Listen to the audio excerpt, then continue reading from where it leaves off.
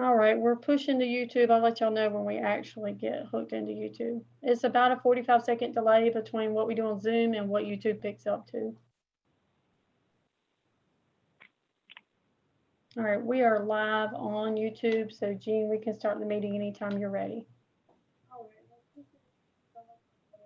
This is Gene Brooks. I'd like to call to order the July 9th, 2020 meeting of the Alamance County Planning Board.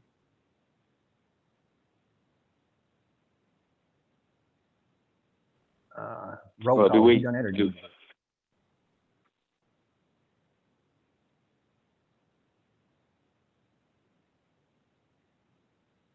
I'm sorry, Ben. Oh, I'm sorry. I didn't. I was going to say, we may want to wait to open the meeting until we see if we get that 7th member. Okay. Talk among yourselves.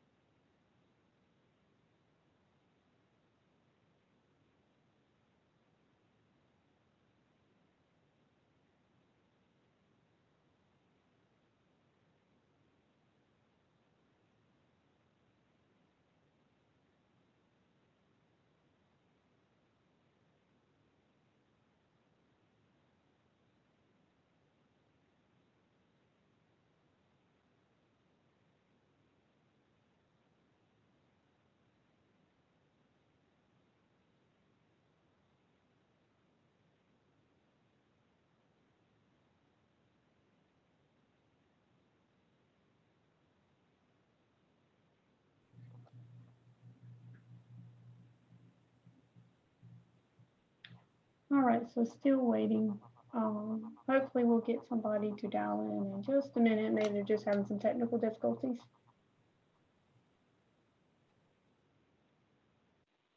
This is Ben.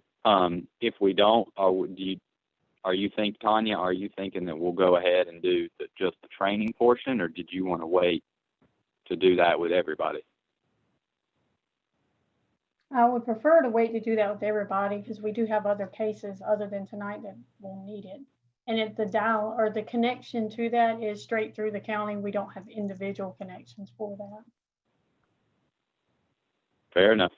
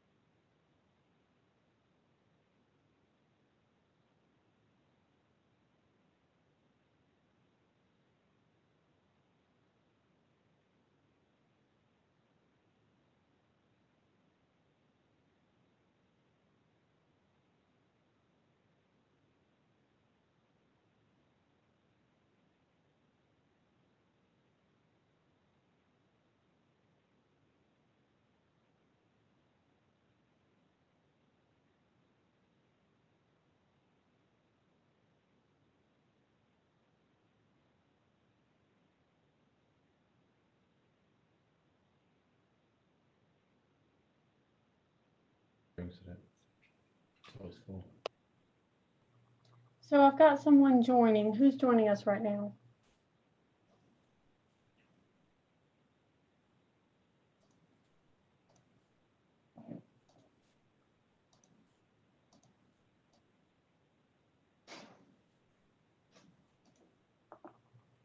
Hey, Tanya, this is Bill Poe. Looked like a Rob Countess. Yes, I'm trying to figure out exactly who that is. Whoever's logged in is Rob Countess. Can you tell me who you are?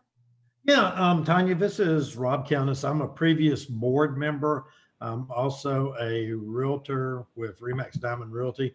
My wife and I worked with Nathan and Callie, who are on the agenda tonight. They forwarded the Zoom link to me.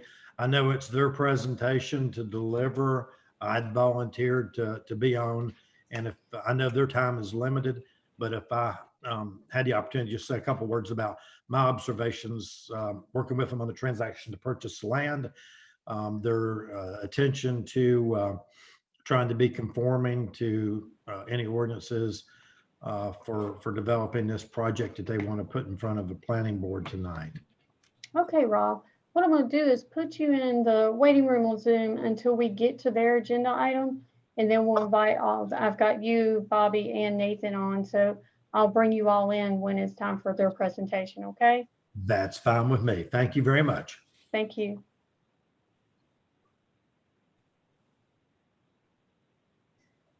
So of the board, Tanya, I'm seeing that we have Lee, Vaughn, Eric, Bill, Jean, Andrea, and Amy.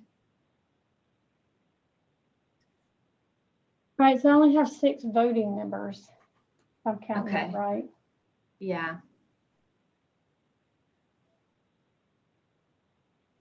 Don't know, Jean, tell me how much longer you want to wait, or do we want to begin a discussion of if we are rescheduling what we rescheduled to? Was it 7:12 now? Let's wait till 7:15, give them another 3 minutes and then. Okay.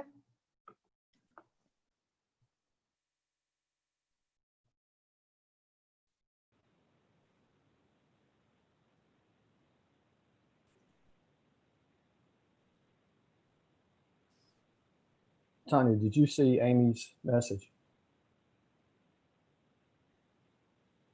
I did not.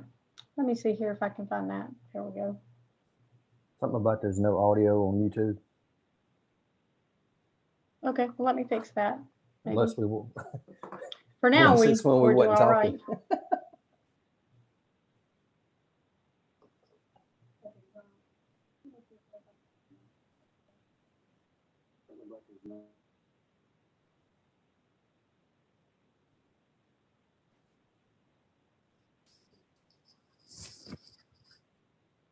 I think we're good now. Okay, good.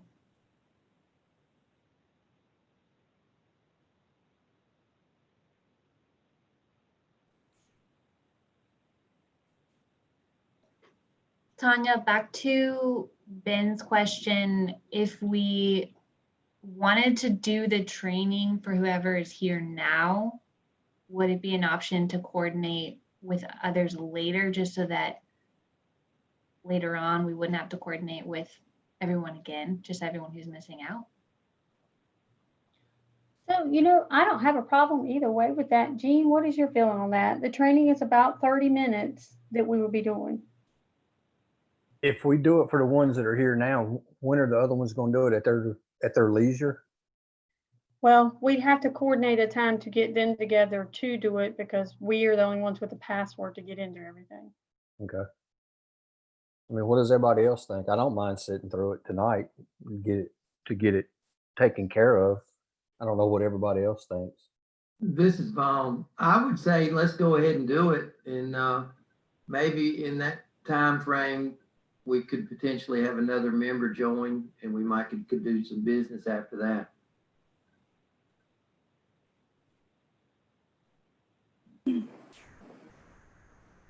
Yeah, Andrew's the same way. I'm good. I mean, I'm good with it. Okay. Doing the training. So we'll skip over the vote for the minutes, but Taylor can get us started into the training session and we'll move forward with that, and we can back up if we get enough members to come in. Does that sound good, Ben? Yeah, I mean, that's fine. I just, with no quorum, we obviously can't take votes. So I don't know Right. if we need to tell the people whose names I have forgotten that are here that, Mhm. or if they are watching this on YouTube, I'm not quite sure how y'all been communicating or how any way how this Zoom things works.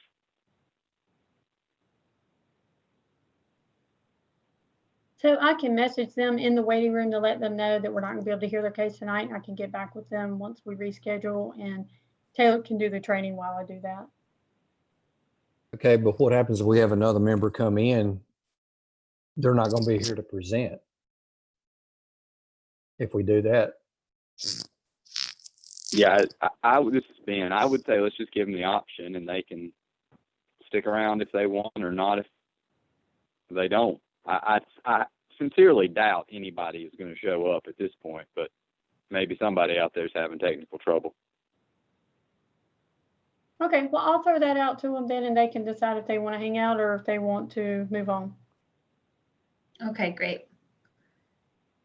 Well, then I can go ahead and pull up the training video. So this is going to be a video that I think does offer some opportunity for pause and conversation.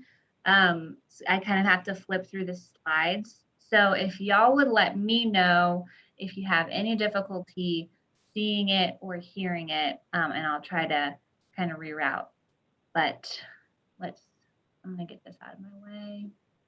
Can you all see my screen now where it says conducting an evidentiary hearing? I'm still seeing Alamance County Planning agenda. Okay, then I will change my share.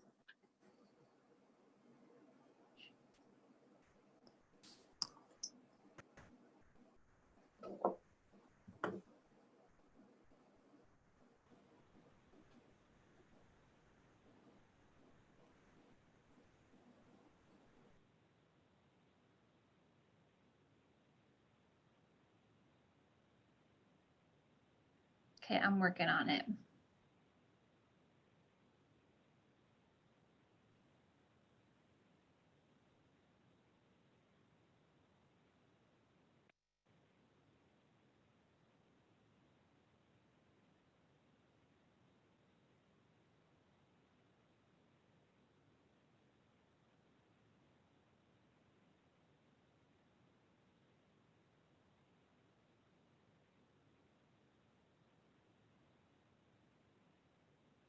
All right, I'm sharing now. Let me know when you see it.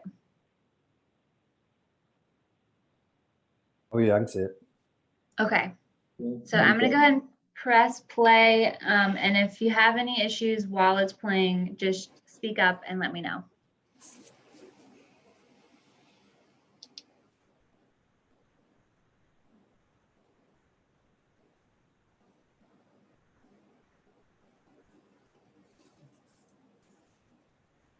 Hey Taylor, I couldn't hear anything. You cannot? No. Okay.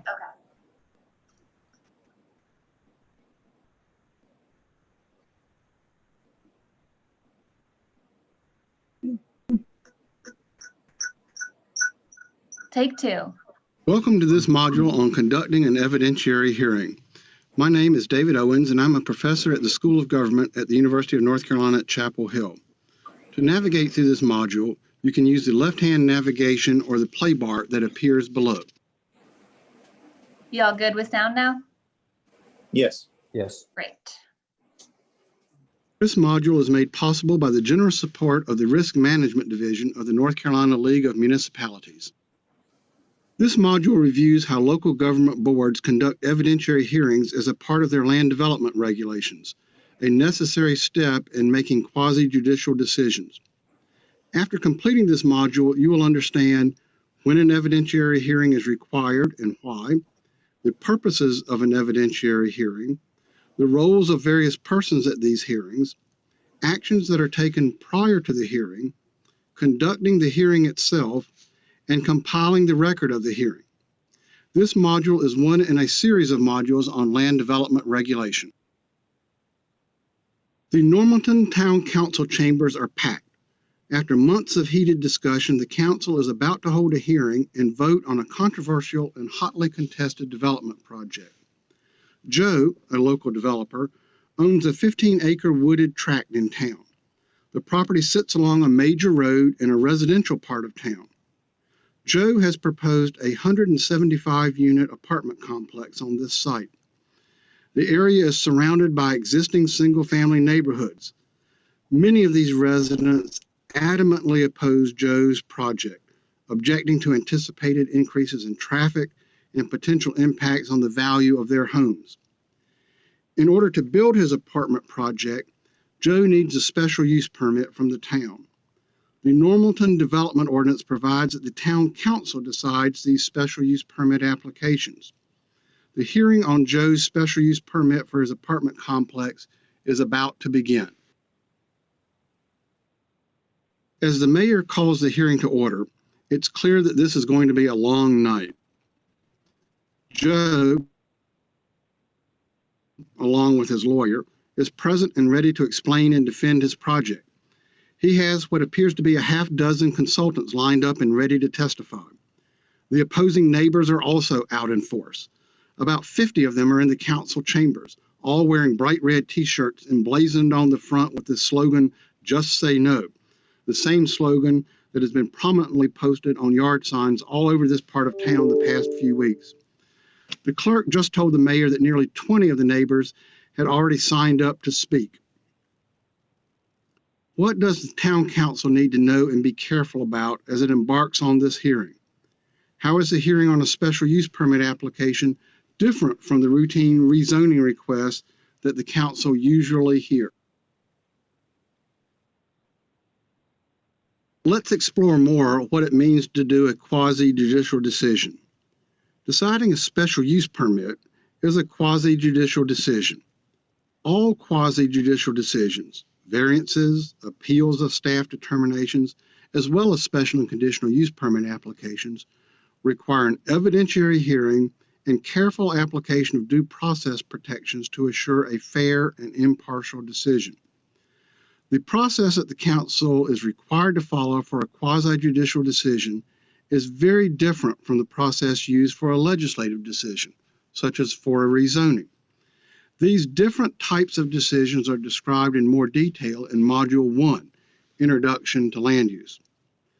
The rules for conducting an evidentiary hearing apply to every board that makes quasi-judicial decisions, be it the Board of Adjustment, the Planning Board, or the Governing Board. Because of the strict legal requirements for evidentiary hearings, some local governments assign all quasi-judicial decisions to specialized boards, such as the Board of Adjustment. But if the City Council or County Board of Commissioners conduct the hearing, these same strict rules apply to those boards as well. When a board makes a quasi-judicial decision such as this one, it must apply the standards that are already set in the ordinance or in the statutes. The board is not creating new policies, nor is it determining whether the proposed project is a good idea or not. Rather, the board is deciding whether the particular application meets the standards for the approval or not. If it meets the standards, it must be approved. If it does not, it must be denied. How does the board know whether Joe's apartment complex will meet the standards for a special use permit that are set out in Normalton's ordinance? In addition to reviewing Joe's application and supporting documents, the board will hold a hearing to get this necessary information. Under North Carolina land use law, the board does this by holding an evidentiary hearing. As the name of the hearing implies, the purpose of the hearing is to gather evidence, facts, in order to determine whether or not the proposal meets the applicable standards. Unlike other public hearings, the only purpose of an evidentiary hearing is gathering facts. The hearing is not held to gauge public opinion on the popularity of the proposal or to decide what the standards for approval should be. Okay, consider this situation. A local development ordinance can assign quasi-judicial decision-making to the Board of Adjustment, the Planning Board, the City Council or County Board of Commissioners, or some combination of these.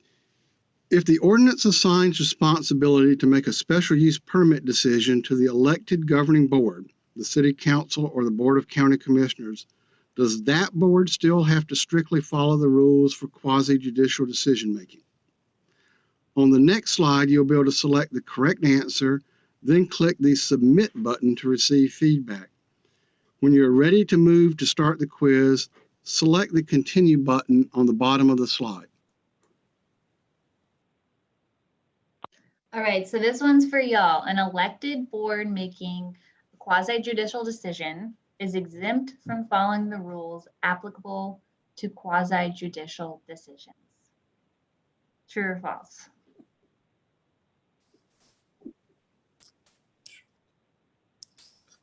False. Good The correct job. answer is false. Any and every board making a quasi-judicial decision is required to follow these rules. There is no exception made for elected boards.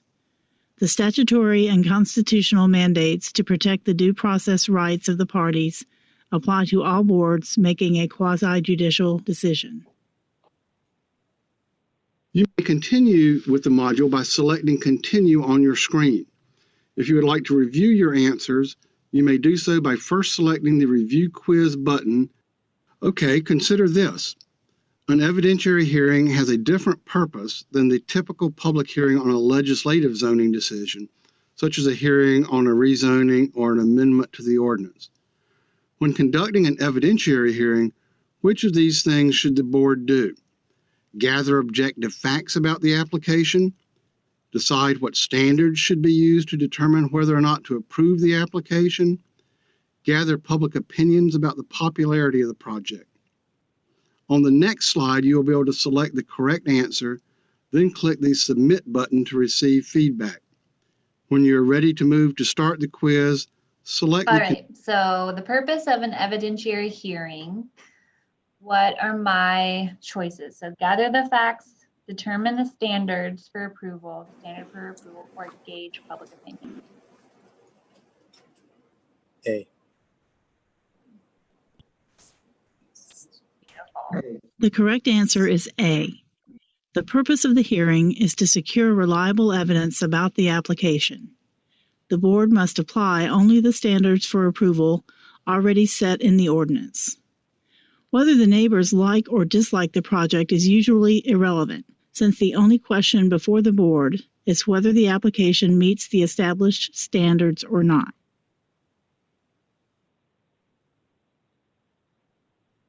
Since an evidentiary hearing in a quasi-judicial matter is different from the public hearing that is familiar to many people, a quick word about the role of various persons involved with these hearings is in order.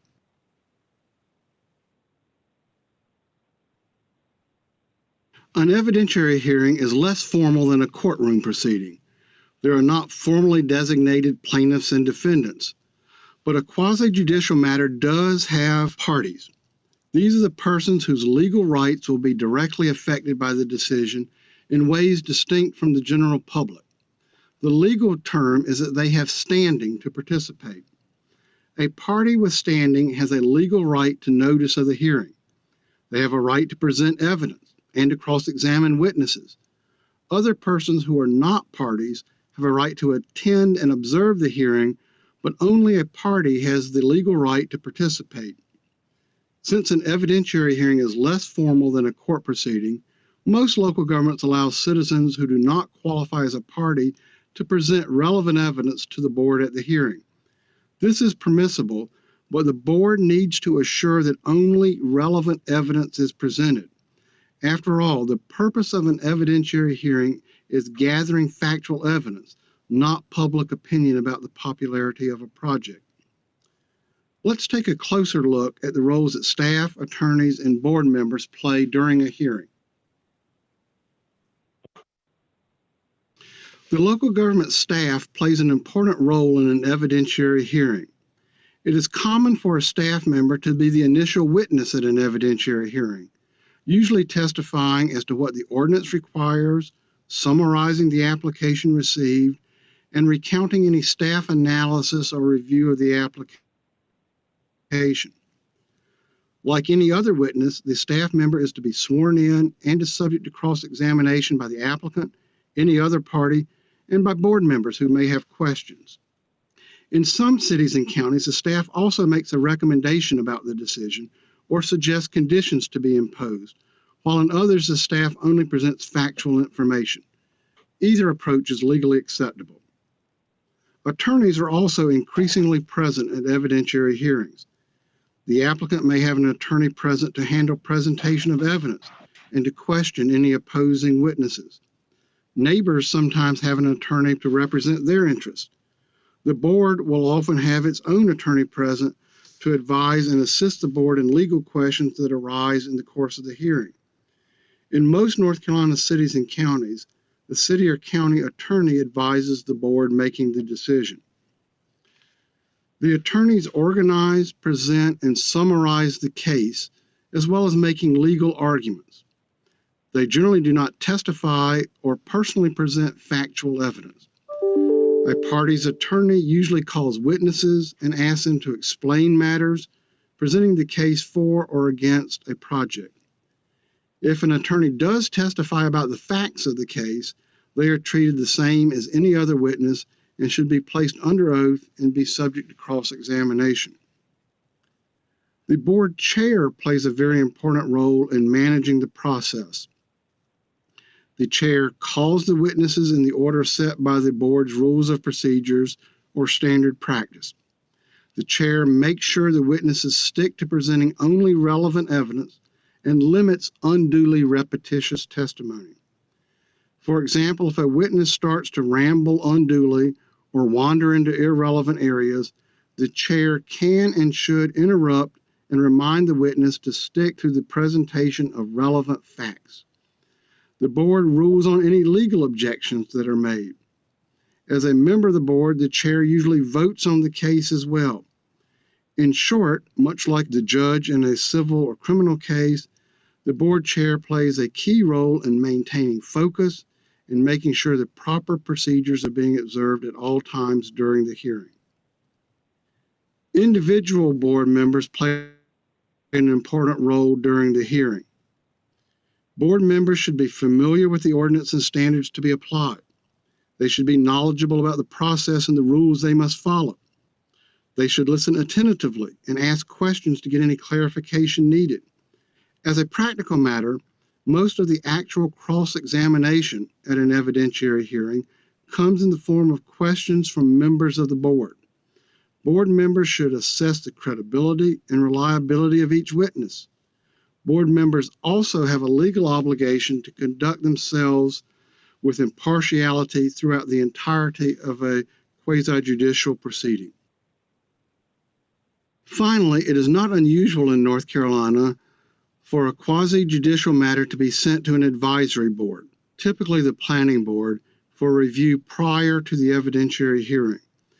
The report from the advisory board is then presented to the decision-making board. It is vitally important to remember, though, that only the evidence formally presented at the evidentiary hearing can be considered by the decision-making board. Any information received from the advisory board must be supported by factual evidence at the hearing if it is to be used to determine contested facts. Before the Normalton Town Council can hold the evidentiary hearing for Joe's special use permit application, several preliminary matters must be addressed. When a North Carolina local government conducts an evidentiary hearing on a quasi-judicial land use regulatory decision, state statutes set minimum requirements for providing notice of the hearing. While a local government is free to provide additional notice, these minimum steps must always be met. First, mailed notice of the hearing must be sent to the permit applicant, the owner of the property if they are not the applicant, the owners of abutting properties, and anyone else required by the local ordinance to get mailed notice. Some local ordinances also require mailed notice to all property owners within a set distance, such as within 100 feet of the affected property, but that is not required by state law. Second, a notice of the hearing must be prominently posted on or adjacent to the site involved. This is usually done by placing a sign advertising the hearing on the site so that it is clearly visible from the nearest street. The sign must provide reasonable notice to the public that there will be a hearing affecting proposed development on the site. Both the mailed and posted notice need to be made at least 10, but not more than 25 days prior to the date of the hearing. There is no requirement that a notice of the hearing be published in a newspaper, though a number of local ordinances add that requirement.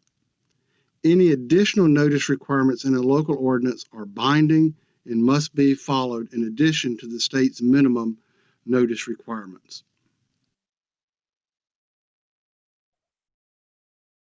Under North Carolina law, a party to a quasi-judicial proceeding may request the board to issue a subpoena to compel a witness to appear and testify or to produce specific documents. To have a subpoena issued, the party makes a request to the chair of the board making the decision. The chair rules on the subpoena request and also rules on any objections to a subpoena that are made by someone receiving a subpoena. Rulings of the chair may be appealed to the full board. So far, we have talked about the legal guidelines for an evidentiary hearing, the roles of participating people at a hearing, and now we move our discussion to how the hearing is conducted.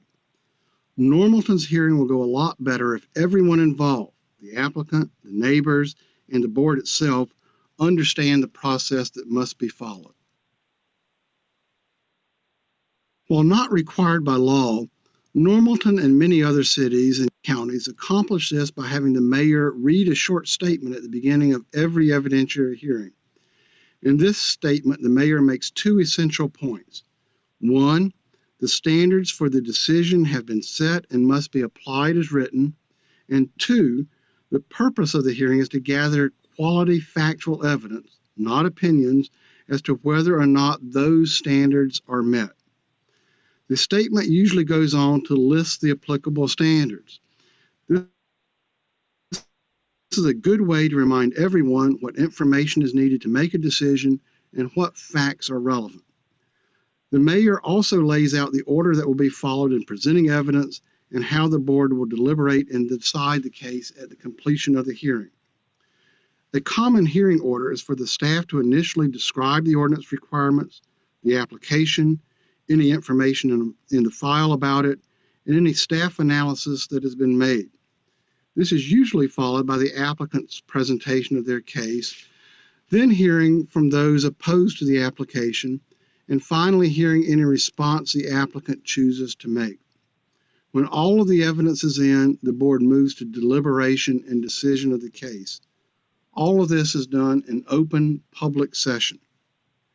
It is also a good idea to have a short handout that describes these rules and to make that available to the parties prior to the hearing, as well as having copies available for those attending the hearing and a copy posted on the government local website.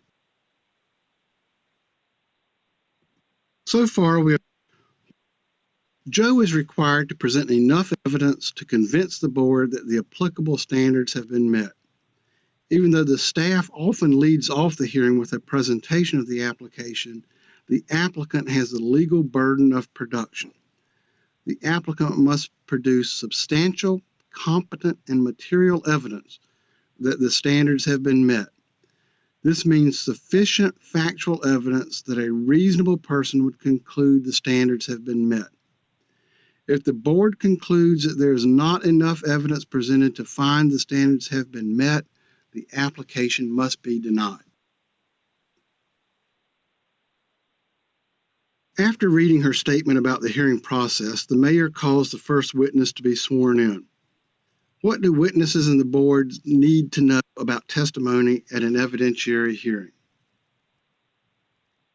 The key thing is to remember that persons speaking at an evidentiary hearing are witnesses presenting factual testimony, not citizens expressing their personal opinions. That distinction is made clear by requiring each witness to be sworn in, to take an oath to tell the truth, the whole truth, and nothing but the truth. Everyone presenting factual evidence to the board needs to be sworn in, the applicant, staff members, consultants, and neighbors alike. Witnesses with religious objections to an oath can affirm instead. The oath reminds witnesses that this is a serious, solemn process. Deliberately giving false testimony under oath makes the witness subject to a criminal charge of perjury. Oaths for witnesses can be administered by the board chair or the clerk to the board. Some boards administer the oath to each witness at the beginning of his or her testimony, while others swear in all of the witnesses prior to the hearing. Either approach is permissible, but the board chair should verify that each witness has been sworn in at the outset of their testimony. Only parties to a hearing have a legal right to present evidence to the board. They can testify themselves or call witnesses to testify. As a practical matter, most boards allow anyone present to be sworn and to offer testimony, as long as the testimony is relevant to the standards for decision and is not repetitive of evidence already in the record. There is one exception to the rule that witnesses must present facts, not their opinions, to the board. An expert witness is allowed to present their professional opinion about two issues that often arise in land use disputes: the impact of the proposal on property values and the impact of traffic expected to be generated on public safety. Only a qualified witness who has conducted appropriate studies to form a professional opinion is allowed to offer opinion testimony about these issues and any other issues that would require an expert witness in a court proceeding. Parties have the right to cross-examine each witness. The applicant can, for example, ask a neighbor who is testifying how they arrived at a particular conclusion. As a practical matter, most cross-examination comes from members of the board who often ask for more details or seek clarification about testimony as it is given. Parties also have the legal right to present rebuttal testimony. For example, the applicant is given an opportunity to respond to evidence presented by opposing witnesses.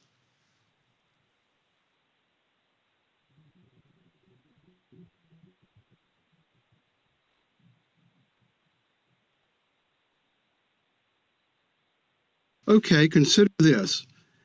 In the typical quasi-judicial hearing, parties and staff will present evidence to the board.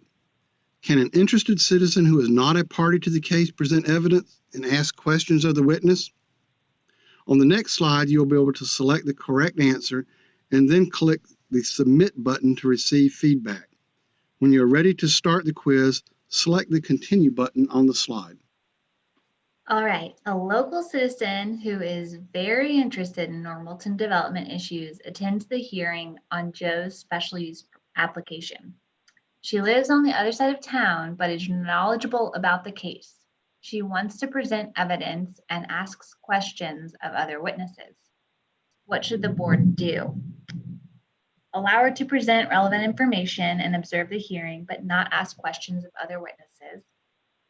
Allow her to fully participate in the same manner as a party to the case, or allow her to observe the proceedings but not to speak or participate in the case.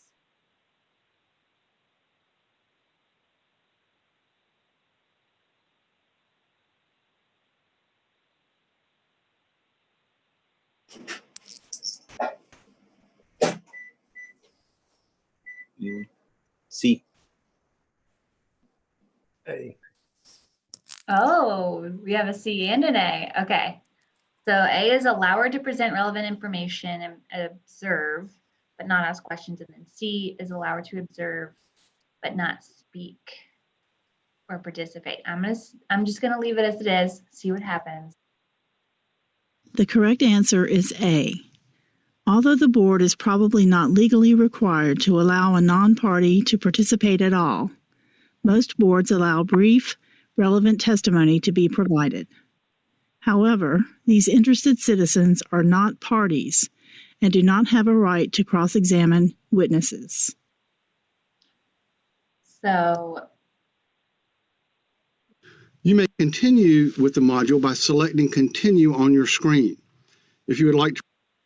So basically the last one, she was allowed to present, but more it was like the board's privy to let her speak as a courtesy but she wasn't actually a party in the case. So just want to make that clear.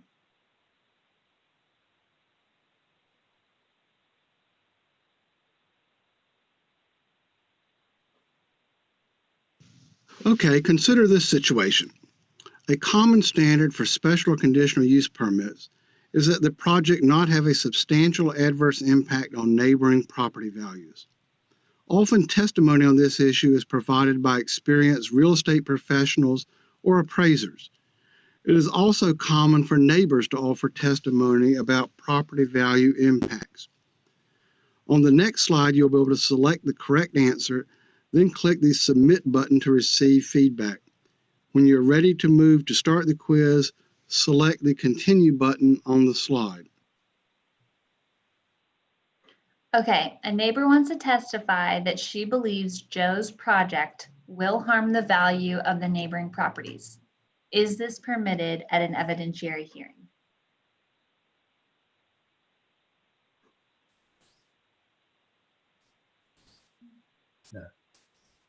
I say yes.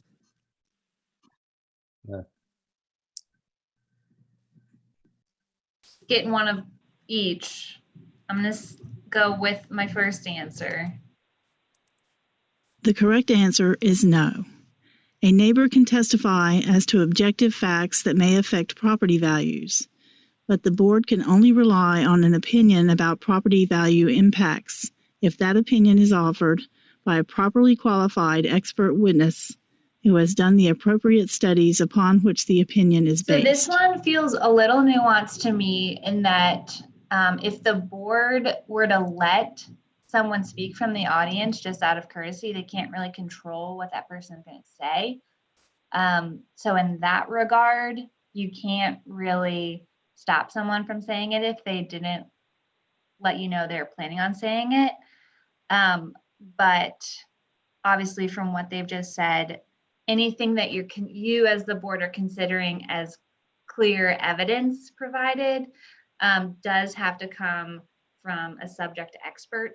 So in the case of the property valuation, you would be listening to probably an appraiser for that.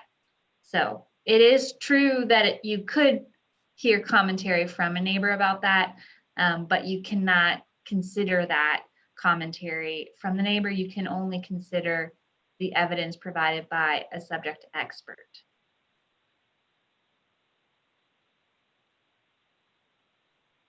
You may continue with the module by selecting Continue on your screen. If you would like to review your... In addition to verbal testimony at the hearing, documents are an important part of the evidence to be considered by the board. The application, any supporting materials, any staff reports, and any other documents that have been received need to be formally entered into the hearing record. This is usually done by staff making the initial presentation to the board. A witness may also present relevant documents to be made part of the hearing record. This includes photographs, letters, charts, reports, technical studies, and the like. Each exhibit that is presented should be numbered and kept by the hearing clerk as an official part of the hearing record. All of the parties have a right to inspect documents entered into the record, and time should be allotted for that if the party has not previously had access to those documents.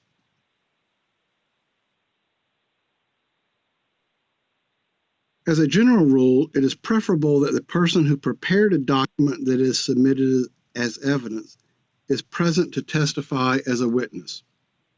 That witness can explain how the document was prepared, what it contains, and is available to be cross-examined, answering questions about the documents that another party or that a board member may have. A document can be received into evidence even if that author is not present to answer questions about it, but that absent may limit how much consideration the board can give to the document. That is because there are limits on the board's use of hearsay evidence.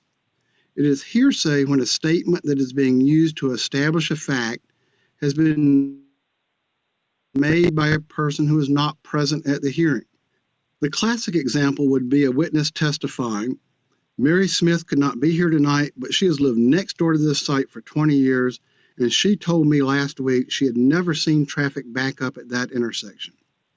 Since Mary Smith is not present to testify and answer questions about what she has really seen, that would be hearsay testimony.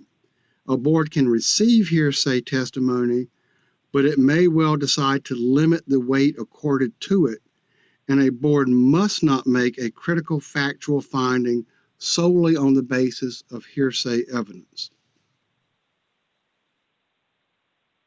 Okay, consider this. The hearing record in a quasi-judicial matter often includes written documents prepared by persons who are not present at the hearing. Can the board consider and rely upon these materials if the author is not present as a witness at the hearing? On the next slide, you'll be able to select the correct answer and then click the Submit button to receive feedback. When you're ready to move to start the quiz, select the Continue button on the slide. All right, question time. The written materials that are part of the file on Joe's application are presented at the hearing. This includes a traffic study prepared by Joe's out-of-town consultant who is not present and a letter from the DOT district engineer who is also not present at the hearing. Can these written materials be relied upon by the board to make a finding about the traffic impacts of Joe's project? So A says yes, all written materials submitted prior to the hearing can be fully considered.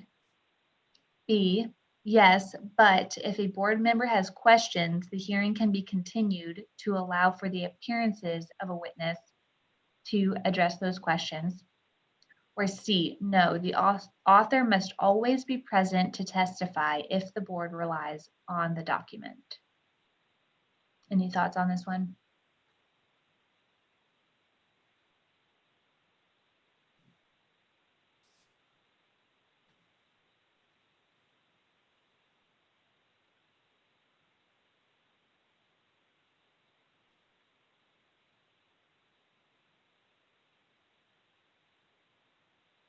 I don't yet know the answer to this myself, but I'm going to go ahead and so we can move. The correct answer is B. If the board considers written documents that are part of the hearing record to be accurate and reliable, they may be considered in making findings. However, if the board would like to cross-examine the author or receive additional information, the hearing can be continued to allow that to be done. If the board questions the reliability of the documents, it should accord them no weight in making its decision. You may continue. There is a somewhat similar limit on ex parte evidence. This is evidence gathered outside the evidentiary hearing. Each party has a right to hear all of the evidence that is being considered by a board member.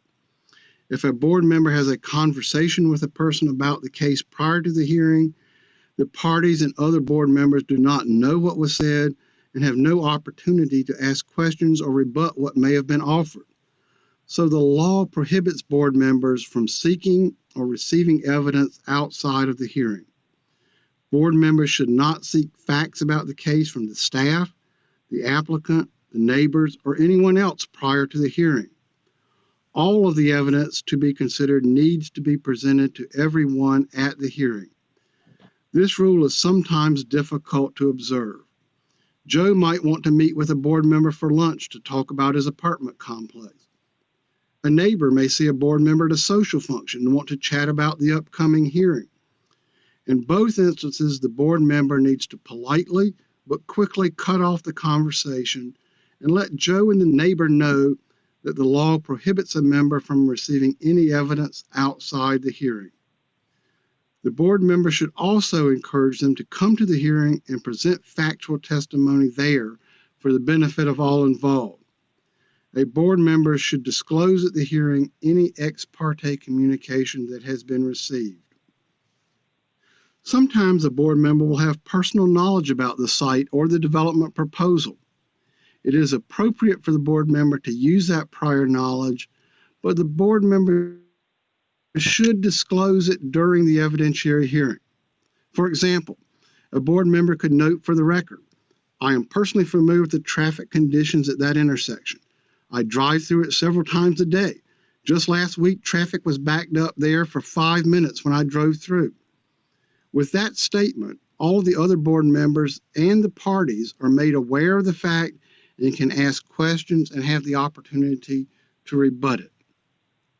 Some board members want to make a site visit to view the property prior to the hearing. This is permissible, but the members should state at the hearing that they have done so and should set out any particular relevant facts that they observe. As with board members' personal knowledge, this puts the facts on the record and provides an opportunity for the parties to ask questions or to rebut the evidence. Okay, consider this. One of the general rules for quasi-judicial decisions is that only evidence properly in the hearing record can be considered by the board. Board members often have personal knowledge about the site or proposed project and may hear about the case outside the hearing. Is it permissible for a board member to consider outside information or prior knowledge in making a decision? On the next slide, you'll be able to select the correct answer, then click the Submit button to receive feedback. When you're ready to move. So one of the members of the Normalton Town Council attended a community meeting 2 weeks prior to the hearing where Joe's project was discussed. There was substantial negative comment about the project at that meeting. If the board member fails, I can't actually see that part. Fails to disclose her attendance at that meeting or note for the hearing record what she heard there, and then participates in the hearing and votes on Joe's application, what are the legal consequences? So A, if no objection is made at the hearing, she can fully participate. B, the decision stands unless her vote determined the outcome. Or C, if challenged, the decision will be invalidated by the court.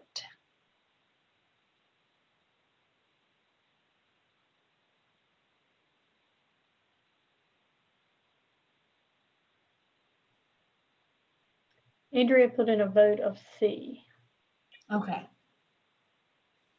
Let's see what we got. The correct answer is C. A member should avoid gathering any evidence outside the hearing and must disclose any outside information or evidence that was received. Objections to improper participation can be made at a judicial review after the decision is rendered. It does not matter if the member's vote actually affected the outcome, since participation, even in the discussion of the case by a member who failed to disclose ex parte communications, taints the entire process and will result in invalidation of the decision if there is a court Teachers are challenge. always right, Jean. Thank you, Andrea. You may continue with when all of the necessary evidence is in the record, the board is ready to deliberate and make a decision. Let's discuss how the board transitions from the open hearing to deliberations. Some boards close the evidentiary hearing and then begin deliberations. The difficulty with this approach is that questions may arise in the deliberations that need additional evidence or further clarification of the evidence that has been received. If the hearing has been closed, no additional evidence can be taken. So while a board can move into the deliberation phase of decision making, it is best not to close the hearing before taking a vote on the matter. If the board determines that the parties need additional time to present more evidence, the board can continue the hearing to a specified later date. If the date, time, and place of the continued hearing is specified before the hearing is closed, no additional mailed or posted notice of the additional hearing date is required. When the board is ready to decide the case, it must determine any contested facts, adopt written findings of fact, apply the relevant standards, consider conditions of an approval, impartially apply the standards, and take formal action to decide the case. The rules for deciding a quasi-judicial matter are discussed in detail in the module on making a quasi-judicial decision. There is one last important part about the evidentiary hearing. The local government must maintain a complete record of the hearing. Detailed minutes of the hearing are required, including identifying all witnesses and a summary of the substance of their testimony. A verbatim transcript of the hearing is not required, but an audio or videotape of the hearing must be made and kept as part of the hearing record. If a party making an appeal of the decision to court wants to do so, they may include a verbatim transcript in the record on appeal, with the cost of doing so being the responsibility of the party requesting it. If there is a judicial appeal, the clerk to the board compiles the official hearing record and provides it to the court and to all the parties to that suit. While all of these rules on conducting an evidentiary hearing may initially appear daunting, the bottom line is straightforward. Quasi-judicial regulatory decisions have a significant impact on the applicant and those directly affected by the outcome. These folks are entitled to a fair and impartial hearing and a decision based on quality, reliable evidence. The evidentiary hearing is the way we compile the facts necessary to make these decisions in a way that is fair to everyone affected. This module allows board members and those affected by quasi-judicial decisions to know when an evidentiary hearing is required and why, the purposes of those evidentiary hearings, the roles of various persons at these hearings, the steps taken prior to the hearing, conducting the hearing itself, and compiling the record of the hearing. You can find more information on land use planning and development regulation at the link that appears on your screen. Awesome. So that concludes the training that we have for quasi-judicial hearings, evidentiary hearings. Does anyone have questions? Was anything unclear? Now's a great time to voice those because we have Ben who can clear it all up for us. But otherwise, I would hand it back to Jean. I've got a question. Sure. Once we go through this quasi-judicial hearing, we make a recommendation, then it goes to the county commissioners, correct? That is correct. Okay. So do they have to have a quasi-judicial hearing too? Yes, well, that is one of the things that the new 160D clears up. In the past, nobody really knew quite what to do, and everybody did it differently. In the new way is that the county, whatever is the decision-making board. So in this case, the county commissioners, they are the ones whose hearing counts. But we thought that it might help everybody, since we haven't done a lot of these, for us to try to have the hearing at the planning board be kind of a trial run for people at the county commissioners, so that hopefully the one at the county commissioners might go a little bit more smoothly. So what the evidence, what will come from the planning board will be a recommendation as to whether or not, after hearing the evidence, you thought it should be recommended or not recommended. And then at the county commissioners, what will come into the evidence will be your recommendation and not all of the testimony and evidence that was presented as the basis of your recommendation. Okay. Does that answer your question? Yeah. I mean, I just, I've been on this thing a long time, and I remember us having one of these. Right. And we just haven't had a lot of development where people have wanted to go forward with this kind of stuff. And Okay. as we have tightened up the rules, this is going to become more and more prevalent. Okay, good. Now, since we still don't have a quorum, do we want to try to have another planning board meeting this month to see if we can get a quorum so this can move forward rather than us sitting on it for another month, and that's August, and then maybe they won't be heard to the county commissioners till September. I will say before we get into this, the last time we had to do this, we kind of ordered it where in the meeting, the members that are present kind of agreed upon a date and time. And we left it kind of open to make sure that other board members could be there as well. Staff called members the next day and everything to do the finalized scheduling. So if we decide on something tonight, it is firm as long as other board members and we can get the quorum there for whatever date and time. Okay, does anybody have a recommendation?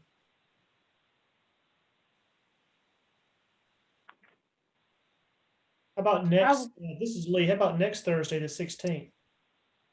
So Ben can't be with us next Thursday. I would like for him to be with us through our first one of these types of things. But that is up to the board if y'all want that. So what's Ben's schedule as far as looking out this month that might work for him?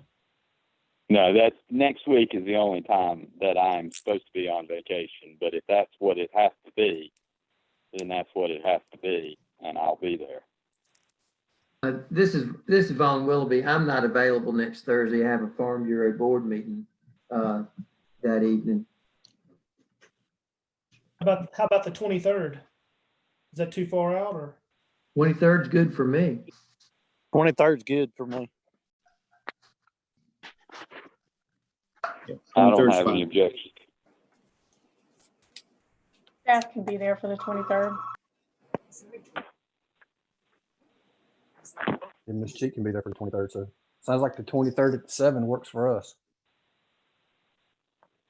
Do we want to do 7 o'clock? Anytime that day is fine by me. Whether I'm good. 7 sounds fine to me. This is Lee. I'm okay with 7. This is Vaughn. I'm fine with 7.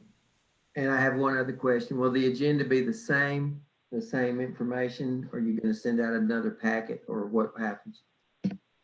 I will send out another packet. It will look very similar to this, but I'll take off the training and things like that. Okay, thank you. Yeah, and I would say we should probably try to get something else scheduled for those board members who weren't able to attend this training session so that they can have their training before that meeting on the 23rd. So then we don't have to do this again on the 23rd. That's right. I don't want to do this at another meeting date, even a rescheduled. We'll get with those other board members and see if maybe a lunchtime break or late in the afternoon, or we can get something before that 23rd and confirm that everybody else can do the 23rd. We can have enough for a quorum. Yeah, that's great.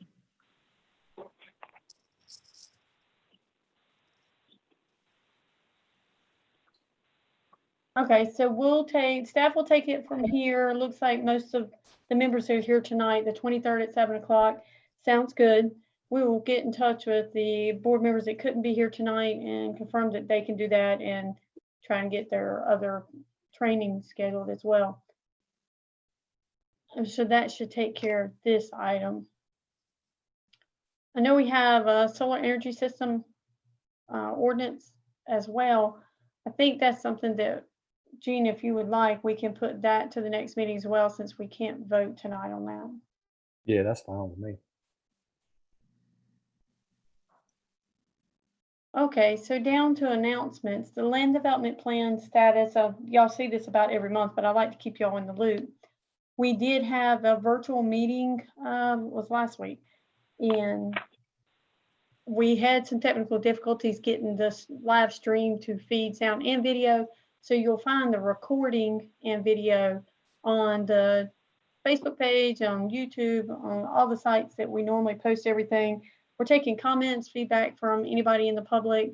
We have an additional survey out that any and all board members would really like to get some input to.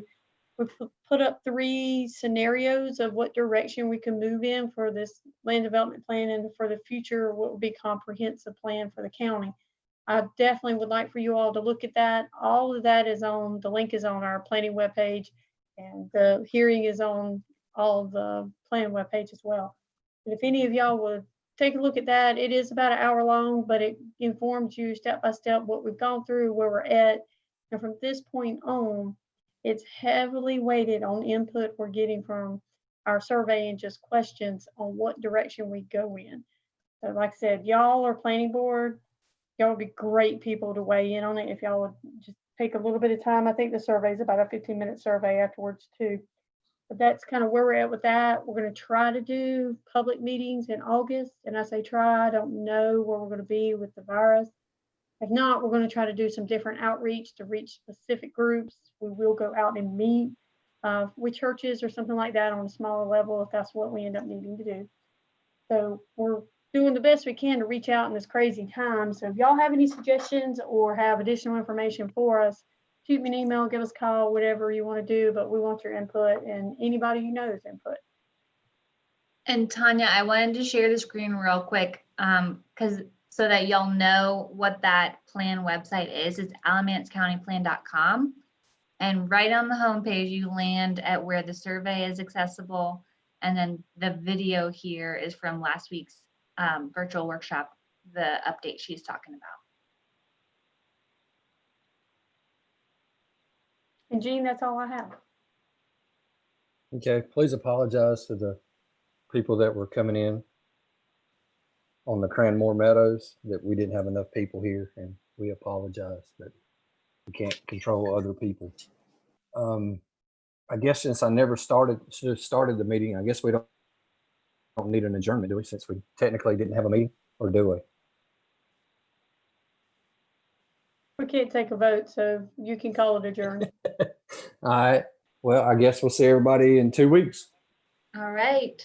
Thanks all. Thank you, everybody. Thank you. Good night. Good night.